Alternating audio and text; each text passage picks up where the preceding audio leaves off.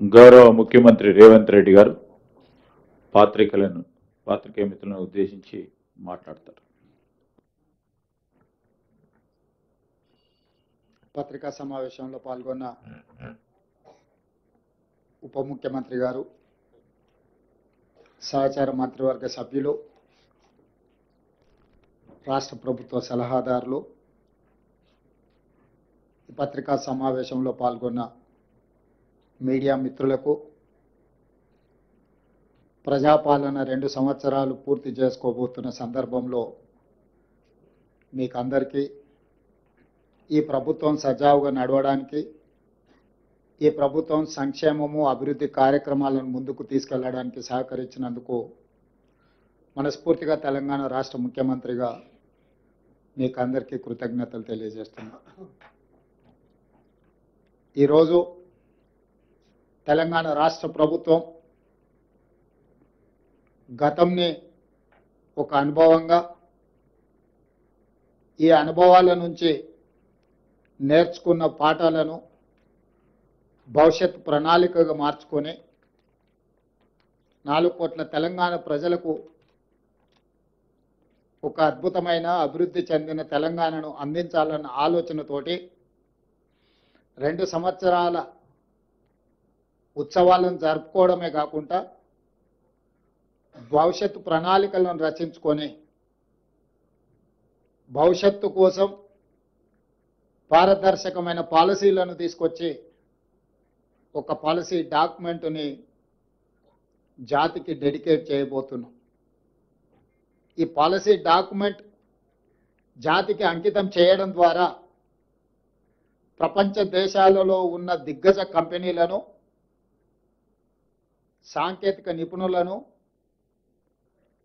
మన దగ్గర ఉన్న యువ సంపదకు ఉద్యోగ ఉపాధి అవకాశాలు కల్పించడానికి, తద్వారా రాష్ట్ర ఆర్థిక రంగంలో బలమైన ఆర్థిక రాష్ట్రంగా నిలదొక్కుకోవడానికి, తద్వారా ప్రజలకు ఇచ్చిన ప్రతి మాట సంక్షేమ పథకాలు అమలు చేయడానికి ఈరోజు మనము ఒక విజన్ డాక్యుమెంట్ని తయారు చేసుకున్నాం. ఈ విజన్ డాక్యుమెంట్కి తెలంగాణ రైజింగ్ 2047 అని చెప్పి నామకరణం చేసుకోవడం జరిగింది. ఈ తెలంగాణ రైజింగ్లో 2 ప్రధానమైన అంశాలు ఉంటాయి. ఒకటి విజన్, 2 స్ట్రాటజీ. ప్రణాళికబద్ధమైన అభివృద్ధి సాధించాలంటే పారదర్శకమైన పాలసీలు ఉండాలి.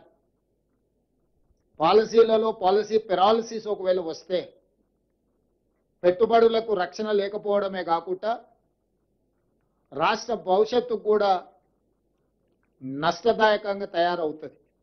అందుకే ఈ విజన్ డాక్యుమెంట్ను లక్షలాది మంది భాగస్వాములను చేసి ప్రపంచ స్థాయిలో పేరెన్నికగన్న ప్రముఖులను కూడా ఇందులో భాగస్వాములను చేసి దీనికి ఐఎస్బి అదేవిధంగా నీతి ఆయోగ్ లాంటి సంస్థల సహకారం తీసుకొని అందరి సలహాలు సూచనలను ప్రపంచ దేశంలోనే పేరెన్నికగల వాళ్ళందరినీ ఈ పాలసీ డాక్యుమెంట్లో భాగస్వాములను చేసి ఈ పాలసీ డాక్యుమెంట్ను తయారు చేసుకోవడం జరిగింది.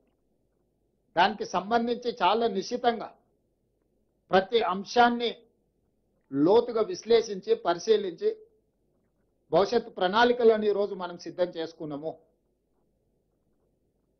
అందులో భాగంగానే తెలంగాణ రైజింగ్ 2047లో విజన్లో భాగంగా ఒక స్ట్రాటజీ తీసుకున్నాం. ఆ స్ట్రాటజీ తెలంగాణ రాష్ట్రాన్ని 3 విభాగాలుగా విభజించుకున్నాము. మీకు అందరికీ తెలుసు, హైదరాబాద్ నగరం చుట్టూత ఒక మణిహారం ఔటర్ రింగ్ రోడ్ ఆనాడు కాంగ్రెస్ పార్టీ అధికారంలో ఉన్నప్పుడు యూపీఏ చైర్పర్సన్గా శ్రీమతి సోనియా గాంధీ గారు బాధ్యత నిర్వహించినప్పుడు, డాక్టర్ వైఎస్ రాజశేఖర రెడ్డి గారు ముఖ్యమంత్రిగా ఉన్నప్పుడు మనం ఔటర్ రింగ్ రోడ్ని నిర్మించుకోవడమే కాకుండా అంతర్జాతీయ ఎయిర్పోర్ట్ను కూడా మనం ప్రారంభించుకోవడం జరిగింది. ఈ ఔటర్ రింగ్ రోడ్డు లోపలి ప్రాంతం మొత్తం గతంలో గ్రామ పంచాయతీలు, మున్సిపాలిటీలు, municipal corporations, greater Hyderabad municipal corporation 4 రకాలుగా స్థానిక సంస్థల పరిపాలన కొనసాగుతుండే. తద్వారా గ్రామ పంచాయతీ ఏం చేస్తుందో మున్సిపాలిటీలకు తెలిసేది కాదు, మున్సిపాలిటీలు ఏం చేస్తుందో మున్సిపల్ కార్పొరేషన్లకు తెలిసేది కాదు, మున్సిపల్ కార్పొరేషన్లో ఏం జరుగుతుందో జిహెచ్ఎంసీకి తెలిసేది కాదు. తద్వారా ఒక గందరగోళము, ట్రాఫిక్ జామ్లే కాకుండా వర్షాలు వచ్చినప్పుడు కానీ రకరకాల సమస్యల్ని ఎదుర్కొంటున్నాము. అందుకోసమని ఈ ఔటర్ రింగ్ రోడ్డు లోపల భాగాన్ని మొత్తం ప్రణాళికబద్ధమైన అభివృద్ధి చేయడానికి ఈ ప్రాంతాన్ని కోర్ అర్బన్ రీజియన్ ఎకానమీ కింద మనము డిమార్కేట్ చేసుకున్నాం. This is called CURE, core urban region economy, short form లో క్యూర్. అంటే ఇక్కడ ఎన్నో సమస్యలు ఉన్నాయి. ఇండస్ట్రియల్ పొల్యూషన్ ఉంది, మూసీ నది కాలుష్యం ఉంది, హైదరాబాద్ నగరంలో ఉన్న పురాతనమైన వాహనాల నుంచి మొదలు పెడితే డీజిల్ వల్ల ఇతర పరిశ్రమల వల్ల పరిశ్రమల కాలుష్యం ఉంది, వాహనాల కాలుష్యం ఉంది, ఎన్నో రకాల పొల్యూషన్స్ ఉన్నాయి. వీటిని తగ్గించడము లేకుండా చేయడము, తద్వారా ఒక నెట్ జీరో సిటీ లాగా కాలుష్య రహిత నగరంగా మార్చాలి అని అంటే దీన్ని క్యూర్ చేయాల్సిందే. ఈరోజు ఢిల్లీ, ముంబై, చెన్నై, బెంగళూరు నగరాలను మనం చూస్తున్నాం. ఒక దగ్గర కాలుష్యం ఎక్కువ, ఒక దగ్గర వరదలు ఎక్కువ, ఇంకొక దగ్గర ట్రాఫిక్ ఎక్కువ, ఇంకొక దగ్గర శాంతి భద్రత లేకపోవడం, ఇట్లా రకరకాల సమస్యలతోని ఆయా మెట్రోపాలిటన్ నగరాలు ఈరోజు ఒక క్రైసిస్ని ఎదుర్కొంటున్నాయి, ఒక సంక్షోభాన్ని ఎదుర్కొంటున్నాయి. వీటన్నిటి దృష్టిలో కోర్ అర్బన్ రీజియన్లో ఒక పారదర్శకమైన నిర్ణయాల ద్వారా భవిష్యత్తులో ఇలాంటి సంక్షోభాన్ని నివారించడానికి, కాలుష్యాన్ని తొలగించడానికి, ప్రణాళికబద్ధమైన అభివృద్ధిని చేయడానికి ఈరోజు కోర్ అర్బన్ రీజియన్ మొత్తాన్ని 2170 స్క్వేర్ కిలోమీటర్ల ప్రాంతాన్ని సర్వీస్ సెక్టర్ కింద మారుస్తున్నాం.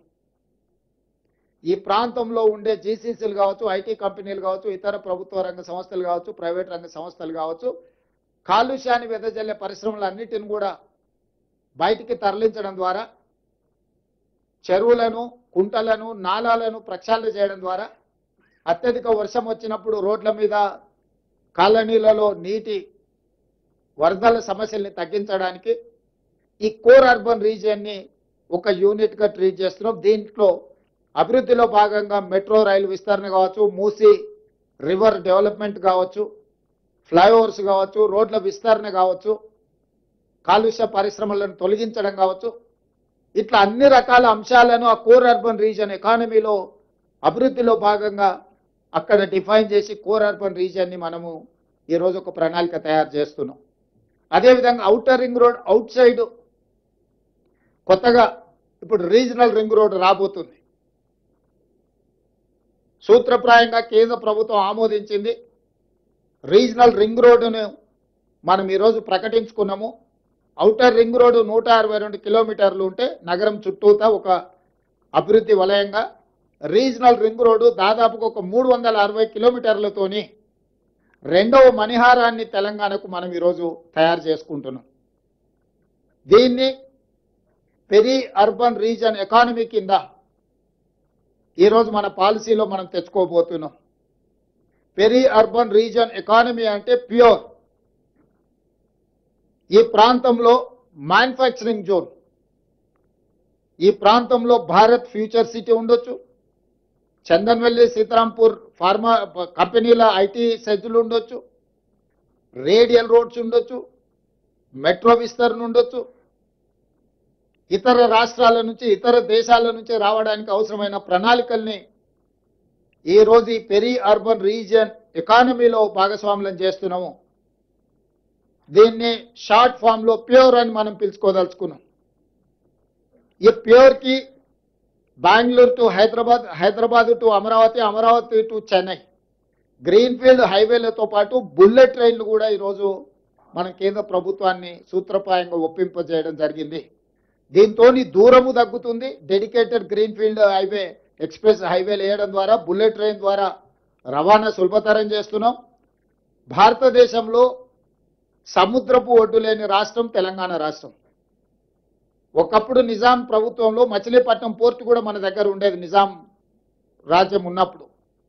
ఈరోజు మనం మచిలీపట్నం పోర్టు కూడా ఈరోజు కనెక్టివిటీ డెవలప్ చేస్తున్నాం. తద్వారా ఈ మ్యానుఫ్యాక్చరింగ్ జోన్లో సొంత దేశాలే కాకుండా విదేశాల నుంచి కూడా పెట్టుబడులను ఆకర్షించడం ద్వారా ఈరోజు అభివృద్ధి ప్రణాళికలు సిద్ధం చేస్తున్నాము. ఇవాళ తెలంగాణ రాష్ట్రంలో ఒకే ఒక ఎయిర్పోర్ట్ ఉంది. ఇంకా ఎయిర్పోర్ట్లు రావాల్సిన అవసరం ఉంది, పారిశ్రామికవేత్తలు అడుగుతున్నారు. అందుకే వరంగల్లో ఒక అంతర్జాతీయ స్థాయి ఎయిర్పోర్టు నిర్మిస్తున్నాం, ఆదిలాబాద్లో ఎయిర్పోర్ట్ నిర్మించాలనుకుంటున్నాం, భద్రాద్రి కొత్తగూడెంలో ఎయిర్పోర్ట్ నిర్మించాలనుకుంటున్నాం, రామగుండంలో ఇంకొక ఎయిర్పోర్ట్. అంటే రాబోయే రోజుల్లో తెలంగాణ రాష్ట్రానికి అదనంగా 4 కొత్తగా ఎయిర్పోర్టులు మనం తెస్తున్నాము. ఏ రాష్ట్రమైన అభివృద్ధి చెందాలి అంటే ఆ రాష్ట్రానికి సులభతరమైన రవాణా వెసులుబాటు ఉండాలి. దానికోసం ఇతర రాష్ట్రాల నుంచి గ్రీన్ఫీల్డ్ ఎక్స్ప్రెస్ హైవేలు నిర్మిస్తున్నాం, ఇతర రాష్ట్రాల నుంచి బుల్లెట్ ట్రైన్లను నిర్మిస్తున్నాం, ఇతర దేశాల నుంచి ఉత్పత్తి చేసిన వస్తువులను తెచ్చుకోవాలన్నా, మన రాష్ట్రంలో ఉత్పత్తి చేసిన వస్తువులను ఇతర దేశాలకు తరలించాలన్నా సముద్రం ఉండాలి. కార్ల పరిశ్రమ రావాలంటే, తయారు చేసిన కార్లు ఇతర దేశాలకు తరలించాలంటే సముద్రం ద్వారానే తరలించగలరు.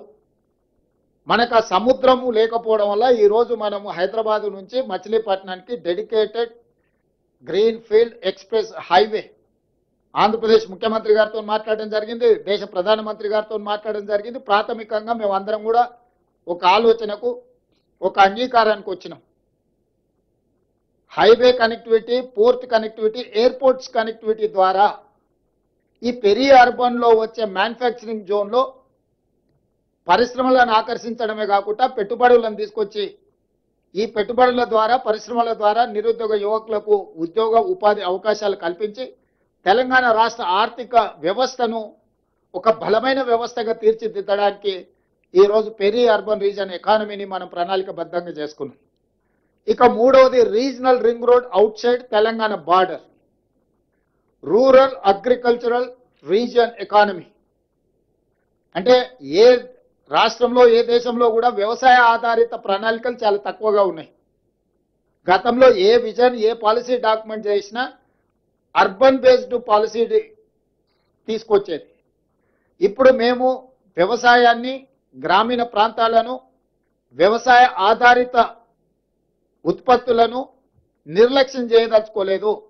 ఈ స్టేట్ ఎకానమీలో వాళ్ళ స్టేక్ హోల్డర్స్గా మార్చదలుచుకున్నాము. రైతులను, వ్యవసాయ ఆధారిత పరిశ్రమలను, వ్యవసాయాన్ని పెంపొందించడం ద్వారా ఆర్గానిక్ ఫుడ్ కావచ్చు, అగ్రికల్చర్ పార్క్స్ కావచ్చు, అదేవిధంగా ఫ్రూట్స్ అండ్ వెజిటబుల్స్ కావచ్చు, వీటికి సంబంధించిన పరిశ్రమలతో పాటు seed bowl of India Telangana, మన భూములు విత్తనాలను ఉత్పత్తి చేయడానికి అనుకూలమైన ప్రాంతం.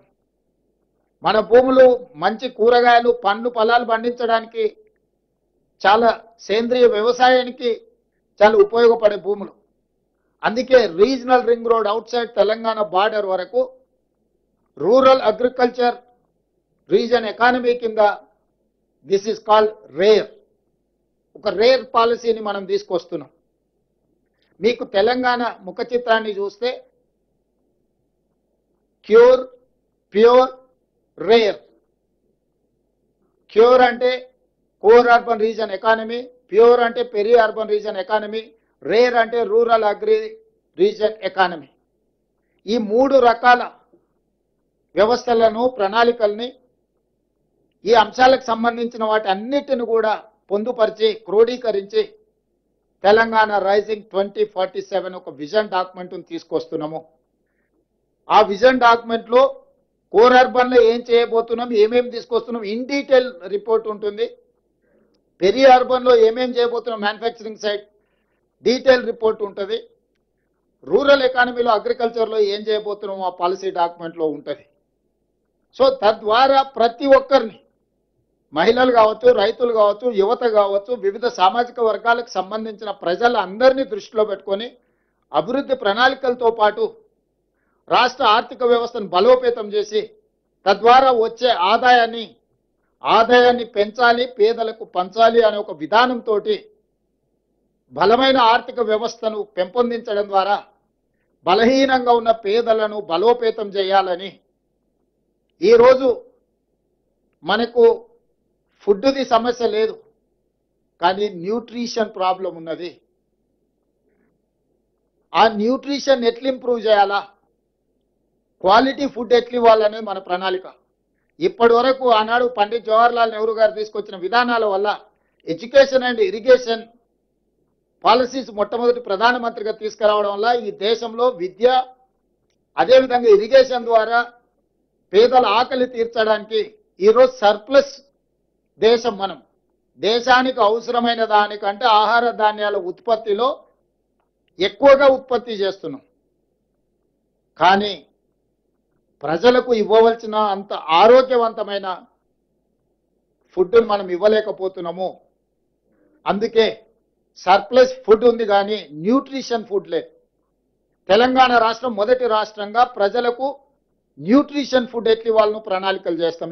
దీని ద్వారా ఈరోజు ఎడ్యుకేషన్ అన్ని గ్రామాలకు చేరింది. తండాలలో, గూడాలలో, మారుమూల పల్లెలలో కూడా ప్రభుత్వ విద్యా వ్యవస్థ చేరుకున్నది, కానీ నాణ్యమైన విద్యత లేదు, సాంకేతికపరమైన విద్య లేదు. విద్య అందించడం అనేది ప్రాథమిక లక్ష్యం. విద్య చేరుకున్న తర్వాత నాణ్యమైన విద్యను ఇవ్వాలి, నాణ్యమైన విద్య తర్వాత సాంకేతికపరమైన విద్యను అందించాలనేది ఈరోజు మా ప్రభుత్వం యొక్క లక్ష్యం. దానికి సంబంధించి సింగిల్ టీచర్ స్కూల్స్ నుంచి చిన్న చిన్న మారుమూల తండా, గూడెం నుంచి మొదలు పెడితే మహానగరమైన హైదరాబాద్ వరకు విద్యా వ్యవస్థలో ప్రక్షాళనం తీసుకురావడమే కాకుండా అంతర్జాతీయ విద్యా సంస్థల్ని రాష్ట్రానికి రప్పించి ఒక నాలెడ్జ్ హబ్గా క్రియేట్ చేయదలుచుకున్నాం.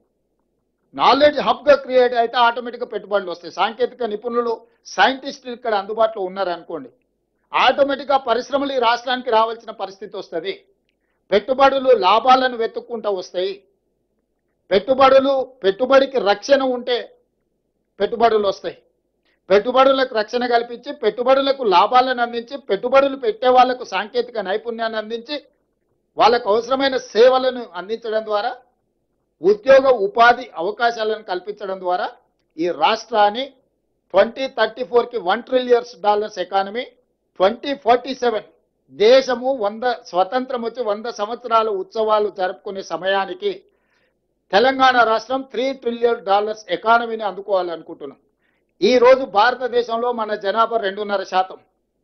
భారతదేశ ఆర్థిక వ్యవస్థలో 5% తెలంగాణ రాష్ట్రం నుంచి మనం అందిస్తున్నాం. కానీ భవిష్యత్తులో 10% మనం పెరగాలి. 10% పెరగడానికి అవసరమైన ప్రణాళికలను ఈరోజు మనం సిద్ధం చేస్తున్నాము. ఒక futuristic plan. Hour vision is our policy. మా యొక్క దార్శనికతనే మా భవిష్యత్ ప్రణాళికలు.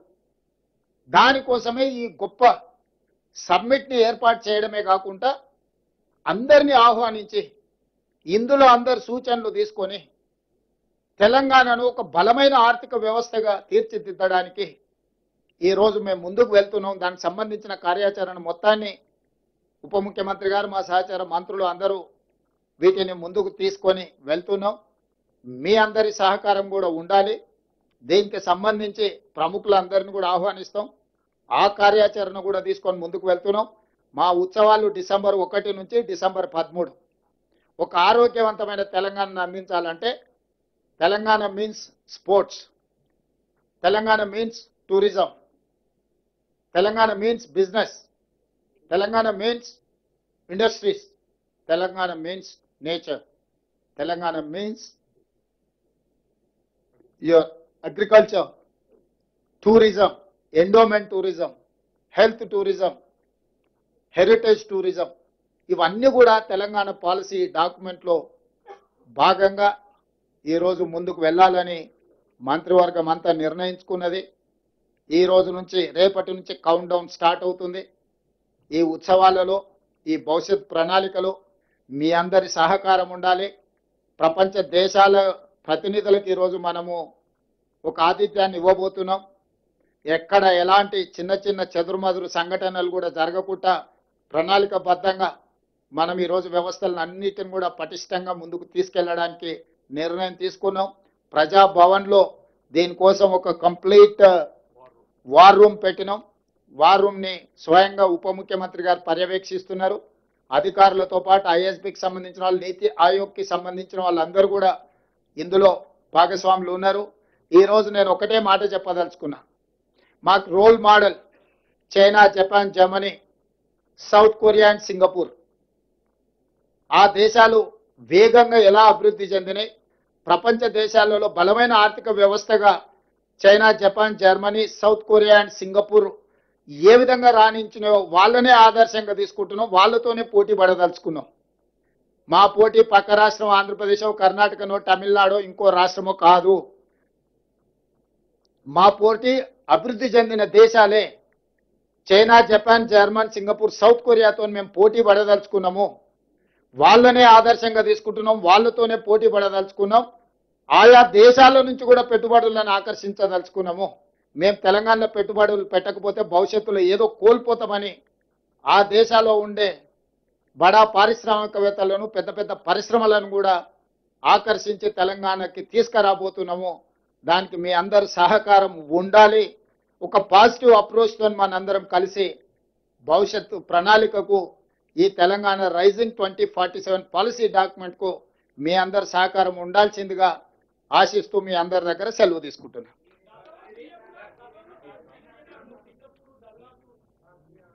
దయచేసి పాత్రికేయ మిత్రులందరికీ కూడా సమాధానం ఉంటుంది. అంతలోపల గౌరవ ముఖ్యమంత్రి గారి చేతుల మీదుగా తెలంగాణ గ్లోబల్ సమ్మిట్కు సంబంధించిన ఆహ్వానానికి సంబంధించి దాని ఆవిష్కరణ గౌరవ ముఖ్యమంత్రి రేవంత్ రెడ్డి గారి చేతుల మీదుగా జరుగుతుంది. తెలంగాణ రాష్ట్రం సమగ్రంగా, సుస్థిరంగా అభివృద్ధి పథంలో ముందుకు సాగాలని, మన పోటీ విశ్వ వేదికపై విశ్వ వేడుకగా నిర్వహించుకోబోతున్న పండుగ అదిగో ఆనరబుల్ సీఎం గారి చేతుల మీదుగా ఆవిష్కృతమవుతోంది. మరి ప్రజలందరకు ఈ పండుగ సంబరాల్ని మనస్ఫూర్తిగా ఆస్వాదించేలా అందించే పాత్రికేయ ప్రతినిధులందరకు ఈ వేదిక నుంచి ఈ పవిత్రమైన సందర్భంలో శుభాకాంక్షలు.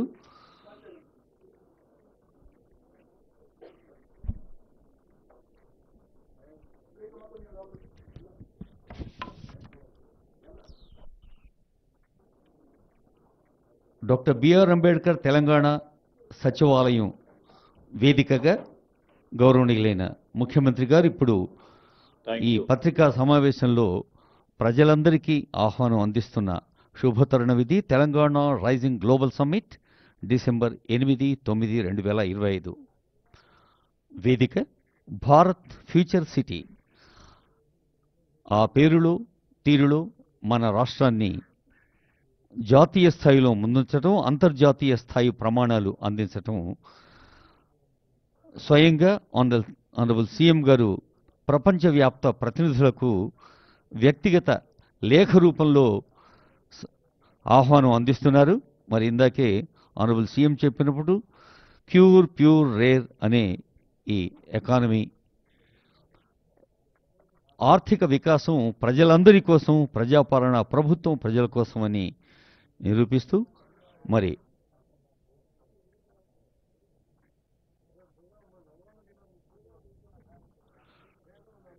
Telangana means business. తెలంగాణ అంటే క్రీడలు, తెలంగాణ అంటే రెడ్డి గారు, అందుకే పోచంపల్లిని తీసుకున్నాం. Thank you.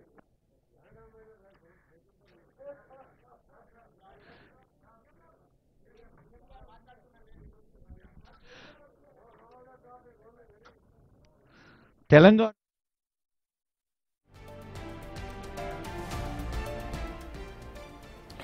Telangana global summit ఏర్పాట్లు, అందుకు సంబంధించిన పని విభజనపై మంత్రులు, అధికారులతో సీఎం రేవంత్ రెడ్డి చర్చించారు. దాని తర్వాత వాళ్ళు మీడియా సమావేశంలో భాగంగా మాట్లాడడం జరిగింది. మంత్రి శ్రీధర్ బాబు, అలాగే డిప్యూటీ సీఎం బట్టి విక్రమార్క, సీఎం రేవంత్ రెడ్డి ముగ్గురు కూడా మాట్లాడారు. ఇప్పటికే జరుగుతున్న పనుల విభజనకి సంబంధించి, అలాగే ఏదైతే నిర్వహిస్తున్న తెలంగాణ గ్లోబల్ సమ్మిట్ ఉందో 8, 9 తారీఖుల్లో నిర్వహించే ఆ కార్యక్రమాలకి సంబంధించి కూడా ఏ విధంగా అయితే జరుగుతున్నాయో కూడా వివరించారు డిప్యూటీ సీఎం బట్టి విక్రమార్క. 8వ తారీఖున ఇప్పటి వరకు వరకు కాంగ్రెస్ ప్రభుత్వం అధికారంలోకి వచ్చిన 2 ఏళ్లలో భాగంగా ఎటువంటి అభివృద్ధి కార్యక్రమాలు చేశారు, ఎటువంటి రాష్ట్ర అభివృద్ధికి తోడ్పడే సంక్షేమ పథకాలని ప్రారంభించారు, ఇక దానికి సంబంధించిన వివరణ ఉంటుంది అని చెప్పారు. అలాగే 9వ తారీఖున భవిష్యత్తులో అంటే 2047 నాటికి 3 ట్రిలియన్ ఎకానమీ లక్ష్యంగా ముందుకు వెళ్తున్న తెలంగాణకి సంబంధించి ఎటువంటి ప్రణాళికలు, దానికి సంబంధించిన పెట్టుబడులు ఏ విధంగా ఉండబోతున్నాయి అనేది కూడా క్లియర్ గా ఎక్స్ప్లెయిన్ చేసే అవకాశం ఉంటుందని కూడా తెలియజేశారు బట్టి విక్రమార్క.